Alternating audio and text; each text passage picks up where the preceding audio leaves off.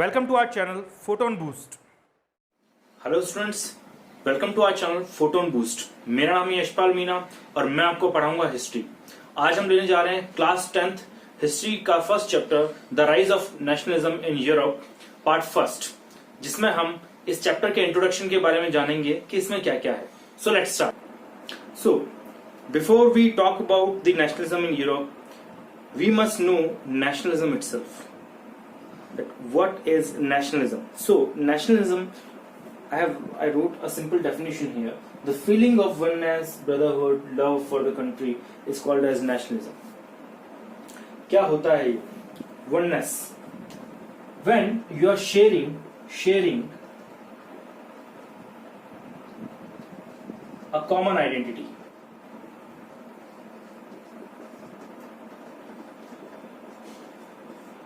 Oneness की feeling. When we are sharing a common identity, it is the feeling of oneness. Brotherhood, you know very well. Love for the country, you know very well. Okay, so these all combined feelings are called as nationalism. Okay. Next, tools of nationalism. Why tools of nationalism are required, and why this particular feeling of nationalism itself required? This is the question in front of us actually. Okay. मगर इसका जवाब जो है हम आगे जब chapter को पढ़ेंगे तो आपको अपने आप मिल जाएगा। फिलहाल आप ये समझिए कि ये टूल्स ऑफ नेशनलिज्म होते क्या हैं। Okay, so tools of nationalism की अगर हम बात करें तो फ्लैग्स, नेशनल सिंबल्स एक्सेट्रा, ये सभी टूल्स होते हैं। नेशनल सिंबल्स कई तरह के हो सकते हैं, किसी भी कंट्री में उनके अकॉर्डिंगली, उनकी हिस्ट्री के अकॉर्डिंग, ओके, या फिर कोई ऐसी चीज जो सभी लोगों में कॉमन हो। सिंबल्स किसी ऐसी चीज को नहीं चुना जाता जो आपको अच्छी लगेगी। सिंबल आमतौर पे ऐसी एक चीज को चुना जाता है जो सभी की फीलिंग से कहीं ना कहीं जुड़ी हुई हो या एक कॉमननेस की फीलिंग देती हो। ओके, इस तरह की चीजों को अगर आप सिंबल चूज करते हैं तो वो सिंबल जो है आपके अंदर नेशनलिज्म की फीलिंग भरते हैं। ओके, आपको एक कॉमन आइडेंटिटी देते हैं। ऐसी ही चीजों को आप सिंबल चूज कर सकते हैं। ओके, फ्लैग्स भी इस तरह के हुआ करते थे जो फ्लैग्स जो है आपकी एक तरह से आपकी यूनिटी को दिखाए। ठीक है, ये सभी जो सिंबल्स थे ये कंट्री को या वहां के लोगों को जो है यूनाइट करने के लिए हुआ करते थे, इसीलिए इन सिंबल्स की बहुत ज्यादा जरूरत थी। Next, poems and patriotic songs. Poems and patriotic songs played an important और prominent role in the rise of nationalism in Europe. Okay, poems और पेट्रियोटिक सॉन्ग्स की अगर हम बात करें, अगर मैं इंडियन कॉन्टेक्स्ट का एग्जांपल लूं तो रंग दे बसंती आप सभी ने सुना। रंग दे बसंती एक बहुत ही मतलब जबरदस्त किस्म का पेट्रियोटिक सॉन्ग था जो भगत सिंह की जीवनी पर बनी जो जितनी भी मूवीज थी सभी के अंदर ये एक सॉन्ग कॉमन हुआ करता था।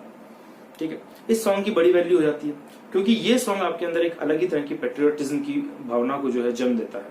ओके, और इसी तरह की कुछ पेट्रियोटिक सॉन्ग्स एंड पोएम्स जो हैं वो यूरोप में भी लिखी गई ताकि लोगों को अगेन वही कॉमन आइडेंटिटी से जोड़ा जाए, यूनाइट किया जाए। ओके, लोग अपने जो अधिकार हैं उनके लिए आगे आ सके, लड़ सके।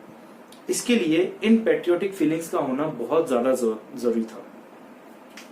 Last, common patriotic and glorious history and stories of struggles. Again, history एक बहुत ही इंपॉर्टेंट चीज होती है खुद पे गर्व करने के लिए। अगर आपकी हिस्ट्री अच्छी नहीं है तो आप खुद पे गर्व नहीं कर पाएंगे, लेकिन अगर आपकी हिस्ट्री अच्छी है तो डेफिनेटली वो आपको खुद पे गर्व करने का मौका देगी, आपको बढ़ावा भी देगी। और यही बात काम कर रही थी यूरोप के अंदर नेशंस के कंटेक्स्ट में। ठीक है, अगर मैं इंडिया की बात करूं तो India is one of the oldest civilisations of the world. जब हमारे यहाँ पे ब्रिटिशर्स का राज था तब इस पर्टिकुलर फैक्ट ने कि हम लोग दुनिया की ओल्डेस्ट सिविलाइजेशंस में से एक हैं, दुनिया की सबसे पुरानी और बेहतरीन सभ्यताओं में से एक हैं, इस एक फैक्ट ने हमें गर्व करने का इतना मौका दिया और इस एक फैक्ट ने लोगों को जो है यूनाइट कर दिया। उन्होंने ये बताया ब्रिटिशर्स को भी कि we are the oldest civilisations and not you. ठीक है, तो आपको हमें सभ्य करने की या सिविलाइज करने की जरूरत नहीं है, और वो भी जबरदस्ती। ठीक है, तो इस तरह से हिस्ट्री जो है वो बहुत ही इंपॉर्टेंट रोल प्ले करती है फीलिंग ऑफ नेशनलिज्म में। Now let's talk about the rise of nationalism in Europe, that how it got rose in Europe. Okay, कैसे यूरोप के अंदर नेशनलिज्म इतना फैल गया, ये राष्ट्रवाद इतना ज्यादा फैला। ओके, इसकी क्या जरूरत थी सबसे बड़ी बात, इसकी क्या जरूरत थी, क्यों फैला, ठीक है। तो हम देखते हैं rise of nationalism in Europe. तो इसके लिए मैं एक छोटे से किस्से से शुरू करूंगा, ठीक है, जो आपकी सीबीएसई किताबों में भी दिया हुआ है, ठीक है, कि एक पेंटर था, आर्टिस्ट था एक, उसका नाम था फ्रेडरिक सोर्यू, ठीक है। फ्रेडरिक सोर्यू जो थे वो काफी इंटेलेक्चुअल आदमी थे, और उन्होंने एक दिन एक सपना देखा, और अपने उस सपने को उन्होंने एक पेंटिंग का रूप दे दिया, ठीक है। वो पेंटिंग आपकी बुक किताबों में है भी, ठीक है। आप देख रहे हैं उस पेंटिंग के अंदर एक स्टेच्यू ऑफ लिबर्टी हाथ में मशाल लेकर खड़ी है, ठीक है। उसे टॉर्च ऑफ एनलाइटनमेंट कहते हैं, जो हाथ में मशाल लिए हुए है वो, उसे टॉर्च ऑफ एनलाइटनमेंट कहते हैं। एनलाइटनमेंट का मतलब होता है आपके ज्ञान चक्षुओं का खुल जाना, आपको चीजों का आभास होना, आपको ज्ञान होना चीजों को, ठीक है। सो वो टॉर्च ऑफ एनलाइटनमेंट लेकर खड़ी है, और उनके दूसरे हाथ में जो है चार्टर ऑफ राइट है, charter of rights actually, okay. नियमों की और कानून की किताब है उनके हाथ में, कि सब कानून के सामने बराबर हैं, ठीक है। ये कानून सभी के लिए है, ठीक है, बिना इस बात का फर्क किए हुए कि कौन राजा है और कौन प्रजा है, ठीक है। वो लेकर एक स्टेचू जो है वो खड़ी है। 1848 में उन्होंने ये पेंटिंग बनाई थी, आप याद रखें, 1848 में उन्होंने पेंटिंग बनाई थी, और इसके फर्स्ट प्रिंट को आपकी जो है बुक्स में भी दिया गया है, ठीक है। इसके फर्स्ट प्रिंट में जैसा कि मैंने बताया कि वो स्टेच्यू ऑफ लिबर्टी जो है वो हाथ में टॉर्च ऑफ एनलाइटनमेंट लेकर एक हाथ में, और एक हाथ में चार्टर ऑफ राइट्स लेकर खड़ी है, ठीक है। और उसके आगे वो अपने ड्रीम में यानी कि उस पेंटिंग में बयान करते हैं कि फिर उसमें सभी जो देश हैं वो सभी देश एक चेन बनाकर उस पेंटिंग, उस स्टेच्यू ऑफ लिबर्टी के सामने झुक रहे हैं, उसे होमेज पे कर रहे हैं, ठीक है। जैसे भगवान के सामने झुका जाता है उस तरह से उसके सामने झुक रहे हैं, ठीक है, झुक रहे हैं। और अपने जो बचे हुए एब्सोल्यूटिस्ट, ठीक है ना, एब्सोल्यूटिस्ट जो रिमेन्स हैं, जो एब्सोल्यूटिस्ट सोसाइटी के जो भी बचे कुछ अवशेष हैं, उनको वहां चढ़ा के जा रहे हैं, और एक यूटोपियन सोसाइटी की भावना लिए हुए आगे बढ़ रहे हैं वो। Now, what is the meaning of this absolutist society, absolutism, ठीक है, and utopian? This is important, okay? That the people who are in a long chain paying homage to the Statue of Liberty, they are paying respect, paying homage to the Statue of Liberty, okay? और वहां से वो एक vision लेकर जा रहे हैं, किसका? यूरोपियन सोसाइटी का। देखिए मैंने लिखा है यहाँ पे, absolutist क्या होता है?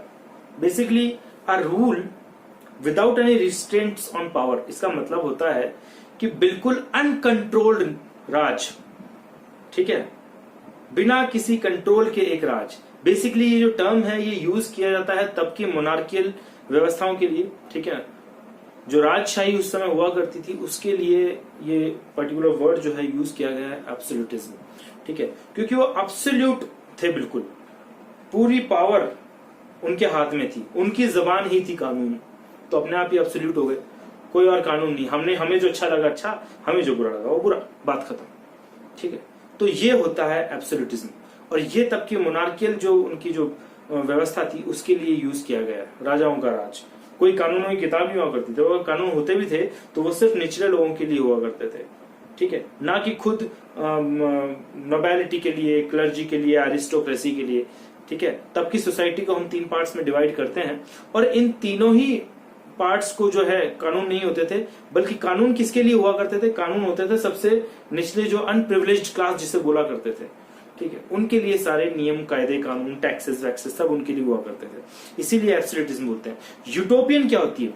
यूटोपियन सोसाइटी होती है एक आइडियल सोसाइटी, ठीक है। मिस्टर फ्रेडरिक सोर्यू ने बताया भी है कि यूटोपियन सोसाइटी का मैंने ड्रीम देखा था, जिसके अंदर पूरी दुनिया जो है डेमोक्रेटिक नेशंस के अंदर डिवाइडेड है, सभी अलग अलग देशों के लोग, डेमोक्रेटिक, सिर्फ देश नहीं, डेमोक्रेटिक देशों के लोग वो आकर स्टेच्यू ऑफ लिबर्टी के सामने होमेज दे रहे हैं। क्यों?